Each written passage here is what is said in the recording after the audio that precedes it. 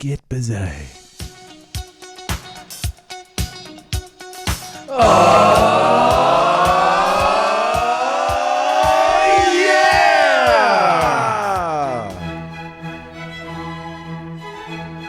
The Platinum Series of interviews. Our next guest on the Platinum series of interviews is a contender for best reverse blowout from an ex-pro rugby player. He's an ex-All Black captain who now spends his time looking after his kids, running, and leadership mentoring. We now welcome to the Platinum series of interviews, Kieran James Read. Thank you very much. Great to be here. Kieran James Read, you on the yogas? The yogas? Not really. I'm a more Pilates man. It's very similar. What is the difference between Pilates and yoga? I'm not sure. I think Pilates, I'm kind of on this machine. Oh, okay. That you kind of push off and on and use different cabling. And is that what Pilates is? So you get a bit more resistance, I believe. Welcome to the machine. About $400 is the difference between yoga and Pilates. Oh, really? Yeah, one is really expensive and one is not. How was your body post-career? Because obviously you played in pretty much the most punishing part for your body of a rugby team. Yeah, it's actually really good. When I finished, it was horrible.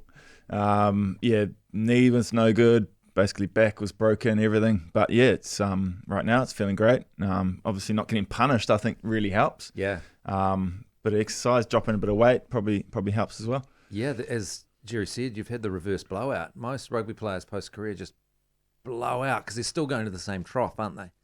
Yeah, that's the key.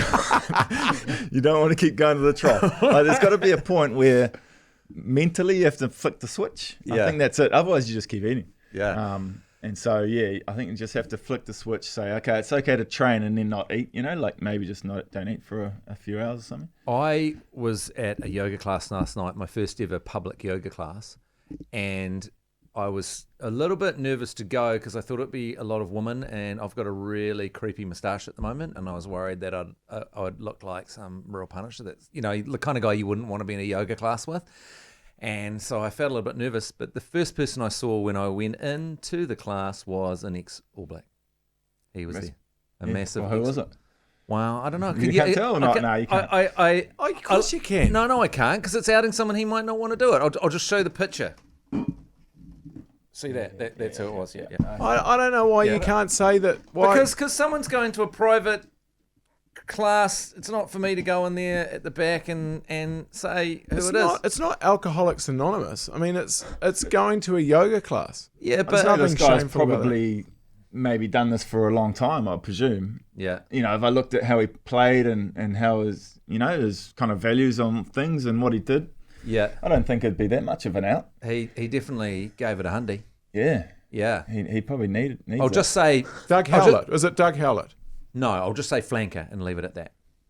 That's what I'm going to say. But Michael Jones. But I was noticing, I was looking at him when he was going up. He was in a The Iceman inspiration. As he hit Warrior 1, I was thinking I could see some damage there as he's hitting Warrior 1. He wasn't as flexible as, say, I don't know, Zoe Sadowski-Sinnott. Was it Mike Brewer?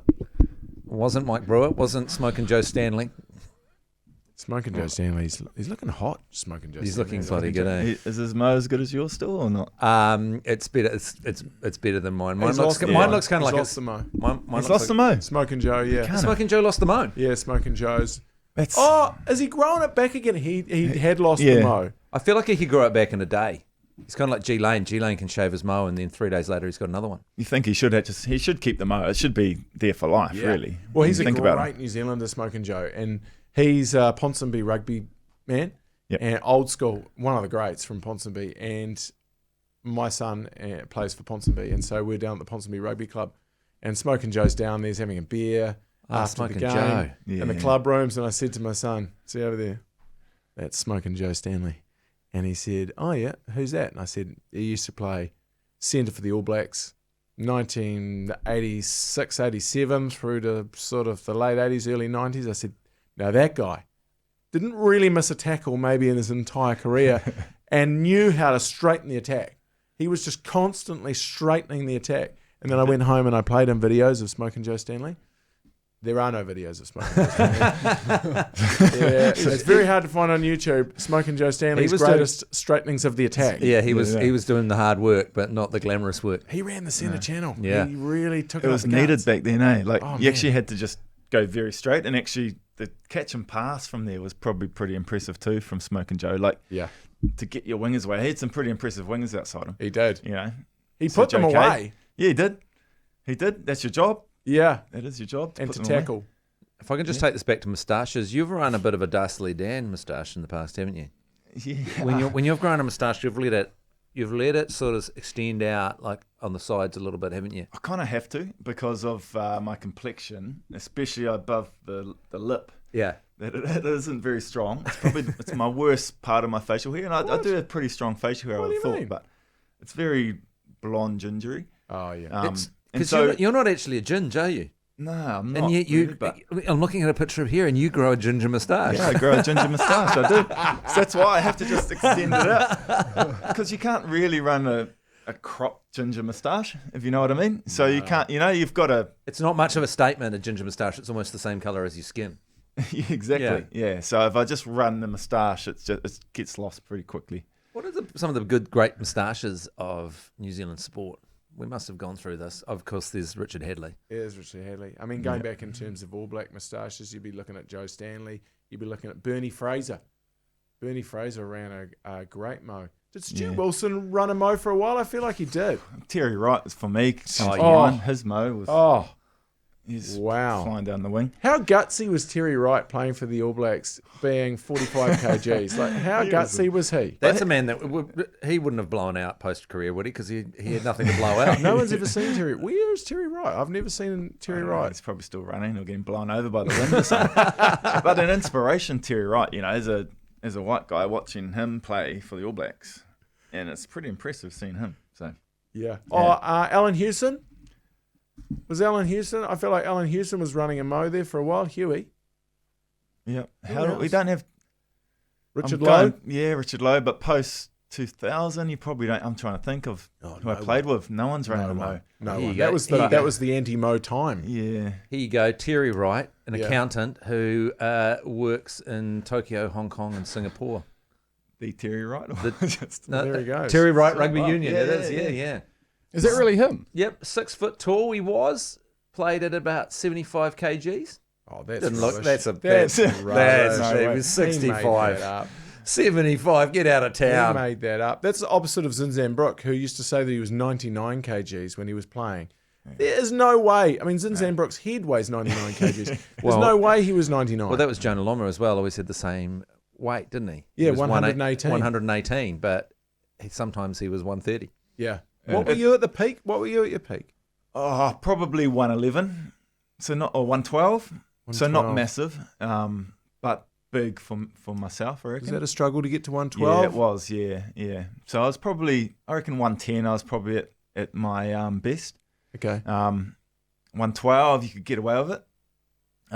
You could smash and not be as sore hitting people. Oh, but is that right? You just probably took a while to get around the field a bit more. Wow. So actually 2 kgs does have a big difference in that Really? space. Kind of makes sense though, because if you were carrying 2 kgs, it would affect you if you're like walking up a hill with 2 kgs of butter. I guess so. It's like I think the whole kg thing. You put in your stats when you first arrive to professional rugby. You put it in.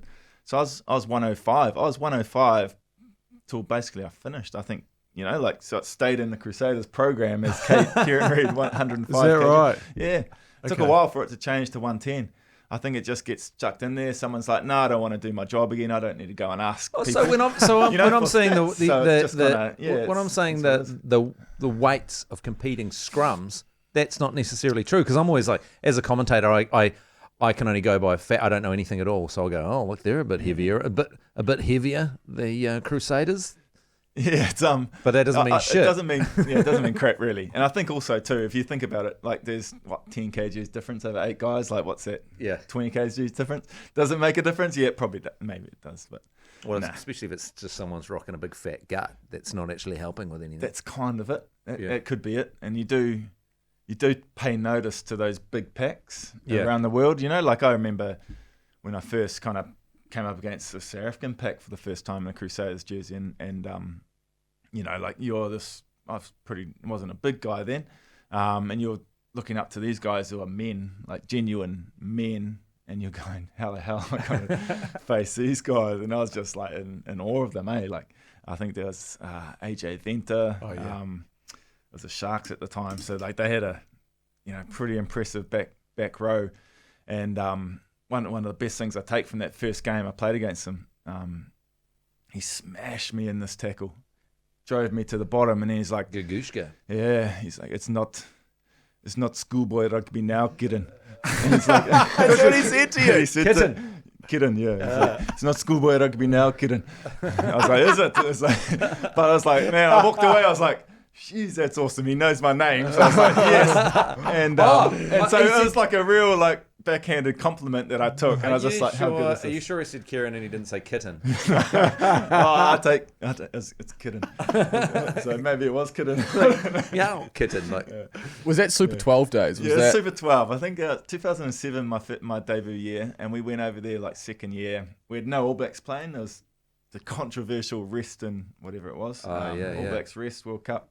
Won't speak of that again. Oh, controversial. So it gave me the opportunity to start like my first 7 games of Super Rugby. So it was pretty cool. The Super 12 was fantastic. Yeah. And so it was like you go to South Africa and have an awesome time. And, Yeah. it was a time where Deansy, it transitioned a little bit there around alcohol and stuff. So it was a time where it was a case of you can have 12 light beers, but be home by midnight and you're all right.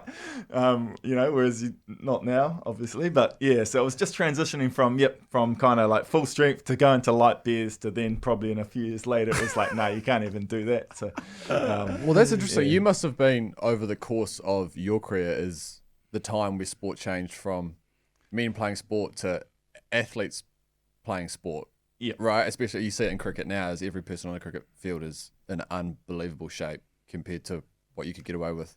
Yeah, prior. 100%. I actually, when I came in, it was amazing getting paid to not do much training. Yeah. Play golf and do that. Whereas now, when I finished, it's a full-time job. You're doing everything. You're taking it home. You're on the iPad. You're doing all this analysis. Whereas when you first started, no, you rocked up. They showed you a few clips. You train, you threw a ball around. It was brilliant. Great, so it definitely changed. It got more professional over my time, and for the better, 100% for the game and for what you're doing, because you just couldn't do it on the field. But when you look back, I came in, there was court sessions every week still, and Canterbury days, so you're on the piss every weekend, and it's probably society of what it was back then, but it was kind of just part and parcel of it. You came in, that's what you did. Was that better for team bonding, do you reckon? Oh, yeah, I think it was. It's probably controversial, but there's something about that social aspect of what kind of that alcohol, those beers brings to a team, man, there's guys in the team that you probably wouldn't sit down and share a yarn with, but you get a few beers into them or yourself, and suddenly you build a connection. And actually on a rugby field, you need a connection, or anywhere really. Like if you've got a genuine bond with someone, you trust them, you understand a bit more about them, you're gonna play for them a bit more. So from a spectator's perspective, maybe just that guy that's had a few too many beers the night before and is struggling around the field, is a bit out of shape, might open up a bit of play. It might, because they're pretty fit now. Nowadays, there's not too many of those guys around. And basically every pass has to be exactly on the advantage line. Everything's like, and there's rush defenses. It's all like so freaking intense now. Yeah, it is, and I watch it, and when you're in it, you don't realise it, how crazy it got and how intense it is. Whereas now I look back and I go, man, how did I do it? It is intense. Well, it's like interesting. You're watching someone getting smashed, I'm like going, oh, I'm wincing, Yeah, even if you go back to 2011, things have changed a lot. A friend of mine was involved in the production of a movie based around 2011, and they were sort of having their rugby consultants in, and they were showing them how they pass now, which is totally different. Like, that pointing your finger like that when you hand out like that. Direct. There's direct your pass going. Like it's even changed in that time, mind you. When even that time, that's funny, actually 13 years ago, isn't it? No, it has changed, but I met someone the other day who was an actor in the kick. I think he was Richie Kahui, I think. So a very good looking man. Yeah. And I'm trying to remember where I saw him, but yeah, I was walking down the street. He just told me what he was doing. Yeah. Saying, I was in this movie that you might know. I was like, yeah, we know that one. It's it's a bit of history, and we all rocked up to the theatre together the next year and sat down and watched it. It was cool. So, but I guess I don't know. It's certainly changed over the years. Yeah. Who was the best rugby player naturally? Forget about training, fitness, whatever, that you either played against or played with in your career in any position. Oh, Preferably missionary. Bash, get out. That's disgusting. Sorry, I should have some That respect. was a serious Sorry. question. Yeah. Sorry, Kieran, as you were. in any position. In any position. Or doggy's fine. Mash, no. Mash, it's no. disgusting. Bad mash. Be better. Bad mash. Bad mash. Sorry, Kieran, as you were. I think of someone who I played with, and this guy had probably everything as well, was DC. Dan Carter. But he's the guy that everyone's going to say that, you know. So at the moment I'm trying to think. If I look overseas, I go and a guy who is cancelled and everything is Israel Folau, in terms of someone that if you were going up against him on the field, man, you were scared of what he could do. Yeah. You know, so if I'm opposite him here and there's Israel, and I know he's my man, I'm kind of doing everything I can to try and get in his face. I don't want to give him any space. Yeah, you know? right. Like, he's someone I would not want the ball with 5 meters between him and me, because there's no way I've got a shit show on how I've kind of catching him, you know. So that here's Is that one, just because he's quick off the mark? quick off the mark, his and step, strong. and so our size, and so you add the power of his step, so he could step like 3 meters, you know, like Wow. So you think about a short guy stepping compared to a guy he's just as powerful and quick stepping, with the height. So he was someone who was difficult to face. Then there's guys who could, you know, like if you think of someone who could drop kick a ball from halfway and kick it, Jerome Kaino is that man. Oh, yeah. So someone who could do a lot of things on the rugby field didn't have to show it on, you know, on Saturday, but during the weeks he's dropping goals, he's flicking reverse passes everywhere, you know, at trainings and stuff. So he's you know, was very talented. I wondered about him because a lot of people talk about him and talk about that number 6 position and how important that number 6 position is, because it's not a position that people talk about a lot. But I wondered about what an important part of that great All Black side that you were a part of, and, you know, arguably the greatest All Black side of all time that he featured in as well, and how important his role was in there, because you didn't really see him or hear about him, or he was a silent assassin really on game day. Yeah, and he was that way basically in that period too. You know, like he was a silent assassin. I think the great thing is that the opposition saw him as that as well, because he could go out there and absolutely bend people in half. Right. And he didn't have to say too much about it, but he could just go and do it. Right. And so he was massive in that whole team of, you know, intimidation in terms of being able to go out there and smack people, but his skills and everything he brought to the team was huge. He was actually turned into a leader as he moved on, and, you know, kind of leading into 15 World Cup and things. And man, if I looked beside me and I saw him, and then on the other shoulder you saw Richie, you know, like that's It wasn't a bad trio. that's not was too it? bad. Wasn't a There you bad go. trio. Well, That was our best loose forward That's, trio that we've that's ever pretty good, had. so. You, Jerome, and Richie. And, you know, people talk now about, you know, the difference between a really good side and a great side. And loose forwards in a modern game, boy, oh boy, crucial. And you guys could all run. Richie not so much, but as he got a little bit older. But he'd just go and go and go and go and go and go. Yeah, so we complemented each other. I think was the best thing about it, is that, and that's all we talked about. We talked about literally having an impact every phase. One of us would have an impact on the game, whether it's defense or attack, you know, like, so where Richie was literally chasing every ruck and cleaning out, or Jerome was putting a hit on, or myself, or doing all that. So it was, it's looking back, man, it was it was pretty amazing to be a part of those guys. And as you said, was definitely the best combination I've been involved in and kind of seen, because we complement each other, but just kind of you didn't have to say too much on the field. Like, we just knew each other's games. Yeah, and you were running that outside channel at that particular time and putting the foot down with the pace. And then nice little offloads. There was a period there where it was like nobody quite knew what you were capable of, and then eventually they all worked it out.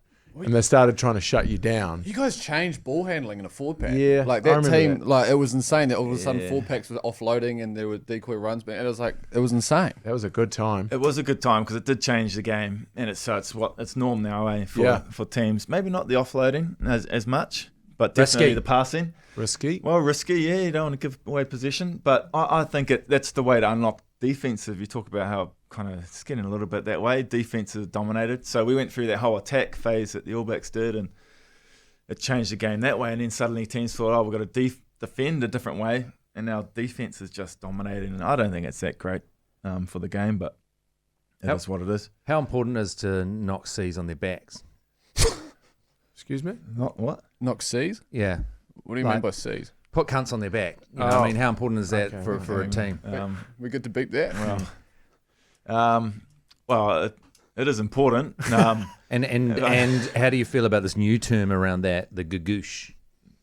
The gagoosh. I haven't heard that term. Well, the ACC's because you can see what's happening here. Not many people have. Nobody has heard. What's happened is Justin Marshall has copyrighted Boomfa. And he's got a Boomfa beer coming out. There's Oh My, I've enjoyed that. Yes Boy has been copyrighted. So the ACC's had to move on to a new term for a real bone rattling tackle, right? And so we're just sort of floating gagoosh or gagooshka. It's a real perennium rattler, and I'm sort of trying to engineer the conversation. But how do you feel about a gagoosh? Like, would you if you you really slam someone? Does gagoosh does that work for you? Like, do you think? Did you ever think gagoosh or gagooshka? Be honest, Kieran. This is it's kind of reminding me of like a hopawati. Well, potentially, or it's a Hopawati. Russian stew kind of thing. To be honest. Oh, really? The goulash. And the goulash. The goulash. Goulash isn't a bad word for it. Goulash. Like. He's been sure, but there's one thing getting your bones rattled by someone, but getting your perineum rattled, like you have to be really hit if you get your goosh rattled. If you know what I'm saying, get what I mean? Like if you actually feel that's rattling, you've been slammed. You do know. Yeah. That's happened to me a few times. I was going to ask, did someone ever rattle your perineum, Kieran Read? I bet someone touched your perineum. I bet someone accidentally touched your perineum. There's got to be a lot of that going on. Of course they have. Yeah. There's a lot of that going on. Yeah, they've touched a few things. Yeah, I bet there's a lot. I bet there's international players who was like, he's a ball grabber. Yeah, he's a testicle grabber. The French probably actually. Yeah, the French are. Yeah. They're probably the ones that are. But then there's always the accidental grab that potentially turns into something that's a bit not accidental after a while. Yeah, right. You're going, this guy's having a lot of accidents today. Well, his balls accidentally ended up in my hand, so I twisted them. Yeah. I was just trying to get away from his balls and the twisting motion. Yeah, I wouldn't say there's been too much twisting, but definitely there's grabbing and there's opportunities for that to happen. Yeah. Which is, but I don't know. I think that there's someone who, rattled me in that area. Probably just a big South African guy. Yeah, it's always, and that's all you come to. So that's all you go to. It's like, big South Africans. Because you're trying to hit them as hard as you can, and then they're trying to hit you as hard as they can. So it's when was there any noise in your head? Was there anything that you like? So say if you could express in a noise or a word the feeling of just frickin' slamming someone. They've got isolated or something. You just knock them on the back. Is there a noise? Look, we're looking for something. There's been this legal issue around Justin Marshall's Boomfa. You can't say that, by the way. Oh, I'm not allowed to say it at all, especially in relation to a tackle. So, is there anything like when you were coming in there? Was there a? So you're just saying that you never thought gagoosh? I didn't. I do quite like it, but I don't know if it's the right word. Yeah. I admit I never was that vocal on the field, but I do admit that it was quite early in my career, and Rocky Elsom was in playing for the Brumbies. I think it was semi-final. It was quite a big game down at old Lancaster Park, and Oh yeah. and Shout out Lancaster. for some reason I didn't like him, and he must have done something to me or something, I don't know. But carried the ball and just like absolutely just, one of the ones where you just dominate and you just walk over top of him, and did that. And I don't know what I yelled, but I definitely yelled something as I'm not that kind of player. In your face, I basically Elsom. did. I did. I said, I think that- yeah. I was like, get that in you, or something. And it was I think basically one of those ones that might tackle is on YouTube as Kieran Read's biggest hits. There's a compilation. I had the ball though. Genuinely had the ball. I ran over him with the ball, but it was kind of and I yelled, and it was just like I don't know why I didn't like him. So what did you yell? I think I just Gagoosh. yelled. I didn't yell. Sure, no, he did not yell. You're trying to shoehorn in gagoosh. And as Kieran has quite clearly pointed out, a person who's been on the receiving end of what you say, gagoosh, and also given out a hell of a lot of gagooshes himself, that is not the word that is ever going through anyone's But okay, head. in the throes of battle and an intense game, you're not going to remember whether you thought gagoosh or not, or whether you yelled it out. Like, I don't know if you're necessarily, I don't want to, no offence, but not necessarily a reliable witness on this. I think it is quite possible that you did yell out gagoosh. And we've got. He's the most reliable I witness think that we this could might have. be the most credible man we've had on the show for Exactly. this topic. Yeah. And I'm just nervous that you're trying to find some credibility, and now that Kieran Read, ex-All Black captain. Let's not throw out the gagoosh just because Kieran Read says it's not a thing. Okay? I think it's on the way out. It's finding its way out. I think the main problem is that you and G Lane are very goosh focused. Like most people when they're playing rugby are not thinking about their goosh. Yeah.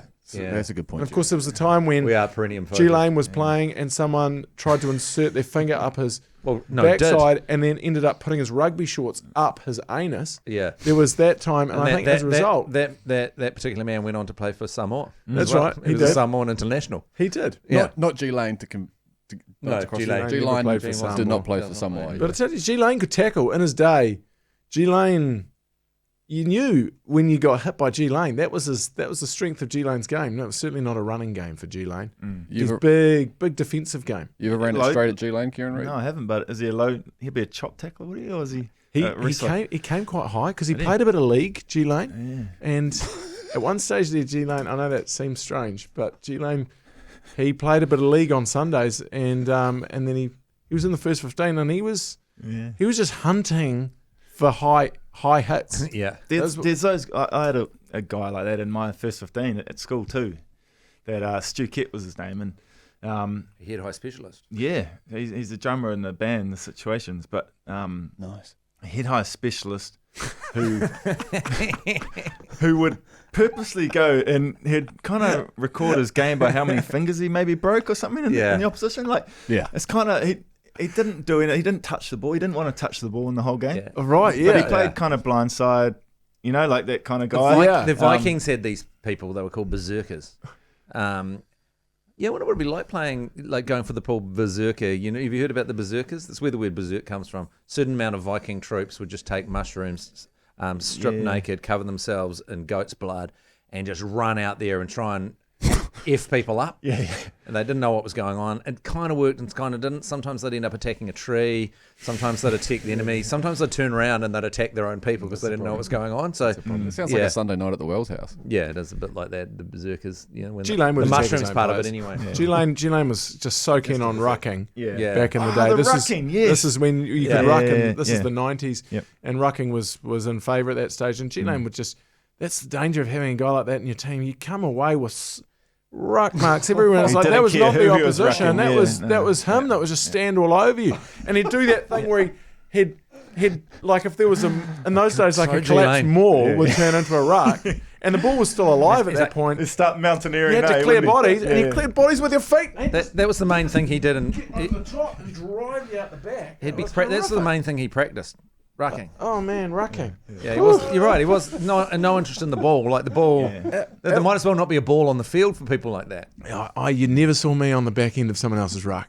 You were never. You were a bit high for I that. Were you? was- Did you get over it? Always on my feet. Yeah. I would have been much better in today's style of rugby, running around, a very mobile lock / number 8. You were always a prima donna. You needed your face to be seen. You like Back then, a good lock, you wouldn't see their face for the entire game. Yeah, unfortunately, that's true. You saw way too much of my face, and I was doing a lot of work in the malls, a lot of work in tight, and because my dad was always saying to me, "I don't want to see your face today. I do not want to see you.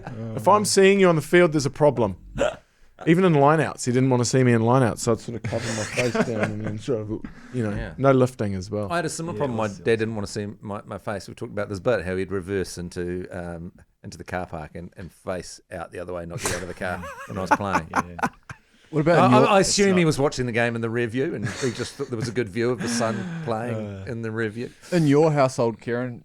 Your parents supporters of what you were doing? I suppose as a successful athlete, it was probably they were a little more keen to watch. Yeah, they were. They were keen to watch. Yep, 100% keen to watch. They took me everywhere to everything. They weren't keen to talk about it though, which I think was a good. So the ride home from rugby games, Good thing, right? was in silence. Which I think was a good thing. My dad just kind of let me. Was there any kind of well played son or anything like Nah, that? not really. No. It was. It was a case of, and then get out and work on it. Like when you get home. But it was a case of being there. I think I reckon it was awesome. Like it wasn't a case of trying to build me up, never trying to say you got to do this better. It was just you Also, did it. Get on with it. Work at it yourself. Oh, Yeah. I'm there. I'm supporting you. Yeah, some parents are giving terrible that was advice great. on the car on the way home. Parents that don't know anything about the game, just giving horrible. detailed Like advice. I go to my daughter's hockey and netball games, Yeah. and I just want to talk to them the whole way home in the car. Yeah. You do. You kind of want to give them all this advice. I don't know anything about the game, Yeah, but you just feel like you should give them just, Get in there. get in there. Yeah, get in there seems to be. hey, do you reckon? I'm the only one at netball on the netball courts at Hagley, which are freezing. I bring my chair because I can't stand on concrete for 45 minutes. My back plays up. You need So to do I bring some my yoga. chair and I sit down on the chair. And all the mums are there. And I just keep my mouth shut. Don't say anything. Would it kill you to sit in a lotus position for the entire time with your hands against your heart in a sort of namaste type situation? You can't get do that. you- Your no, daughter's you playing. can't. Your No. daughter's You can't- well, you playing can't be in a netball. lotus My position. dad's in the lotus position. You What just about a bring downward you bring dog? the fold up chair and you pull it out, and everyone looks at you, go, they should bring it because but no one does to the courts for some reason. netball. You're You're not allowed to You're sit not, and you're not watch allowed to sit and netball. watch netball, but I sit there and everyone looks at you and you go, It's aggressive, the netball court. There's so much going on. It's a cauldron. 58,000 courts and people that know the rules running up and down the sideline yelling at each other. Yeah. And no one yells more than parents on the side of netball. And there's a lack of empathy in the way that the kids they are are yelled right at. there too in netball Yeah. too, so they can hear Oh, man. everything. Which No, they they shouldn't. can hear everything. Which And is not growing good. up in the netball maternity like I did, I tell you that maternity, that the sisterhood there is strong. My Well, God. we know that. Are you referring to the changing room situation with the Coleridge rifles? Well, there was The that parrot- situation that I was brought in. We don't need to talk about you I'm not- looking no, I'm not the gonna college bring that rifles up. taking the I'm not gonna bring Judy that up, but I- Coney's breast. I spent a lot of time on the Windmill Road, on the side of the Windmill Road netball courts, doing odd jobs, sweeping at the end. A lot of people smoking in those days. Man, there was a lot of butts. It was basically an ashtray, that sweeper machine that I pushed. And in those days, smoking inside in the cafeteria was just, you'd walk in on a wet day, because of course you play netball, rain, hail or shine, and there was just a layer of smoke that would be inside of the thing as people would be eating their mouse traps and and all that sort of stuff. They're tough, like netball women, and now I have to say men. The men are not tough, but the netball women they're tough. Well, They're tough. the coaches and the officiators. Don't Like, take it's any crap. not like you have infringed. It's like you get told off for infringing as opposed to just being pointed out. That, you know what I mean? There's repercussions for infringing. You're talking about the type of infringing you're talking about. I know what you're talking about. You're talking about some dude who's turned up to a mixed netball team and then is smashing the living bejesus out of the... It's not like someone who's trying to go for the ball. I know what you're talking about. And the women of netball will not stand for that sort of crap. This is what happened because there was a netball competition where they could have one boy in the team on the field at any given time. And my son, who'd played a bit of basketball and a bit of rugby and done a bunch of other sort of stuff, was put in the team because he was kind of tallish. And he was just tackling people. It was disaster. He was committing assaults. He had no idea. He couldn't get it around his head that you can't just basically push someone and grab the ball of them and then sort of run down and try and touch it down at one end. He just couldn't get his head around it. And then so what would happen is the boy on the other side, two boys would be going at it and they'd find each other and start just getting physical with each other while they're getting screamed at by two really loud officials. Yeah. Yeah. Fair enough. Yeah. Yeah. But it's like, don't get them in the team. They're too dumb to work out the rules. There's another problem. Yeah, can't play stuck in the mud. They can't play stuck in the mud basketball. No. Is basically the thing. It's like, why would I? Why would I stay here? Why wouldn't I just go up and tackle that person? Well, it's like when you find when you start playing a new sport, you look for the similarities in that sport that you're good at in a different sport, maybe perhaps. So every time I play netball, I just get extremely offended that all the rules aren't the same as basketball. Yeah. So you look for the similarities that you've got. I don't know, rugby, it's similar with passing, whatever. So you focus on the passing, whatever you can get up in the face. And all of a sudden now, how come for 2 steps I'm getting called stepping when in basketball I get 3? Yeah. That's the dumbest rule ever. Basketball is this way. Yeah. And it's so frustrating as a male that's attempted indoor netball as well. Yeah. The idea of the fact that it can't be a shoulder to shoulder up against the net situation with a lovely looking woman from the. Oh, get out, man. And then one foot, the leaning out like this, like with your hand up, going, like it feels like there's something wrong when you're having to stretch out. Oh, you haven't been showering for weeks either, so No. the BO is a real problem for you. Yeah. That's why they got the rule, the distance rule. Yeah. 0.9 because of a they metre. can't. Yeah, is it 0.9. It's 0.9. Yeah, 0.9 of a 3 metre. So you feet? can get down. Yeah. Yeah, 3 feet, 0.9 of a metre. Yeah. So it just keeps you away enough, eh? It'd be great to get a bunch of like high level NBA players to watch a game of netball. It would be interesting, wouldn't it? Like Well, I wonder, imagine I getting think Steph Curry to watch netball and go Well, I see if think- he's got any tips because netball's learnt from basketball. So I imagine that there's probably something that basketball can learn from netball. cricket learned a lot from baseball in terms of fielding and throwing the ball in. Definitely. Didn't it? Because when you go to a Silver Ferns match live, you see the pace of the ball through the court. It's quick. On netball, It's like real quick. And I ain't shitting on netball. Yeah. I'm not shitting on netball. Okay, is that what you're saying? what felt a bit like that. I wasn't. I didn't mean it like that. I just mean it was intensely officiated, and my son got into a lot of trouble. Okay, good. I won't have anyone saying a bad word. I know I think you need to get up the levels quick, do you, in netball to see it? Oh yeah. You Yeah, do, and at- look, 6-year-old girls, 6-year-olds 6-year-old girls playing. netball is not good. But look, You're 6-year-old, part of the netty mafia. I was born into it. I can't help that. And as I said to you, I spent a lot of time in that changing shed, and the table talk college rifles changing shed, Yeah, and I saw some things that that's let's just hurting. say a young man shouldn't see. Well, young man. kept you going back to netball. It certainly opened my eyes to a whole nother side of netball. Well, that's problematic. That's very, very, very Well, problematic. we might have new listeners, Yeah. Kieran, big name. So we probably should put it out there as Jerry used to do some kind of housework for the College Rifles netball team. Housework. He was the college. the he bloody was the- mascot. He was the table talk Mate, we all college know the rifles mascot. chicken Yeah. mascot. And We all one know of the the roles were, alongside sweeping the courts and smoking while you were doing it, is you were the mascot, and you had the big head Just on. for the televised games. Well, I don't blame Jerry actually. I blame whoever decided that the 14-year-old boy or 13-year-old boy should be changing with the woman. Well, I think- that's Cheryl Wells. That's my mum's. I believe as the coach, that was her. Well, there's two Wells that have made mistakes here. You for just staring out of the beak like an absolute pervert, and your mum for putting you in that situation because where else were you supposed to look? Well, I guess But she thought I was 14. She didn't realise that She didn't realise what was going on. I mean, you don't as a mum. You don't know what's happening with your 14-year-old because I'm not sharing that information with my mum. I'm not saying, hey, mum, this is what I'm up to in the shower. My mum took me away from all girls when I was about 8. She said, "You're not going near them." Well, that was Hey, smart. speaking of girls and boys, you've got a boy now as well, don't you, Kieran?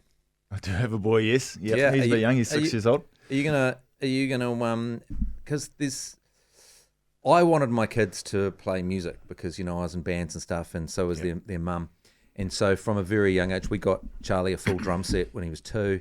They've always had a full music room set up with bass, guitars, amps, anything they want. All of their rooms are full of keyboards, guitars. Did I use Couldn't be less interested in music. Could not give less of a fuck about music because it's been there for them. So I'm just wondering, like, what sport would you like your boy to play?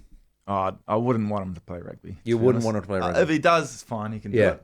Damn it. See, because you don't want him to, he will. Yeah, he might do. He's playing it now for some reason.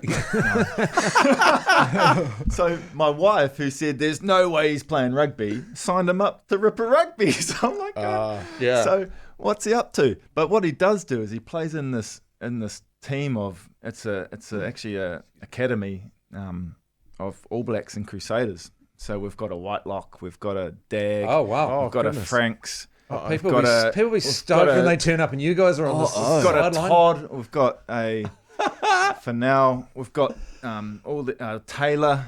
That's Are you kidding me? We've Wow. got all these. We've got these prodigies who run out, and I helped coach them last year, and it was brilliant to see when we turn up on the sideline and you look across at the opposition, and they go, "What the hell's going on over there?" Such a All these guys. such a de-shrinker for the other parents. Man. But then as soon as the kids run out and our kids run around in circles and do all this other stuff, it just it just levels the playing field. Oh, but then generally you can tell in that sort of stuff because it is genetics. I'll give you a tip. There's a few there that, are going to be good. they're going to be very good. It's the same you find with cricketers and their kids. It's like people say, if you want to, you can make the All Blacks. If you want to, if you work hard enough, you can make the Black Caps. Yeah. I mean, you've got to say that to kids when they're little, but the reality is, Well, like you most take people yourself, can't. Kieran, if you hadn't You've grown, gotta have if you something. you started off, but then if your physicality, if your body hadn't turned up from your genetics and made you the size you were, then it would have been no matter how hard Would you have been worked. completely different, Like yeah. you I have to think have, you've got to have a lot of things. you have to have what you have and the work ethic, right? What you'll find though is the work ethic will out trump the talent at the top level. Yes. So at the All Black level, Yeah, right. the work rate will out trump the That's talent. what they say about cricketers, right? As well, And isn't it? Probably cricket. I'd much prefer my son to play cricket than rugby. But that's purely because of the way the game is, But I don't care. I love sport and I want them to play sport. Like my girls play, heaps of sport. Do anything. So it's good fun. Sorry, is it the physicality, Kieran, why you don't want your son playing rugby?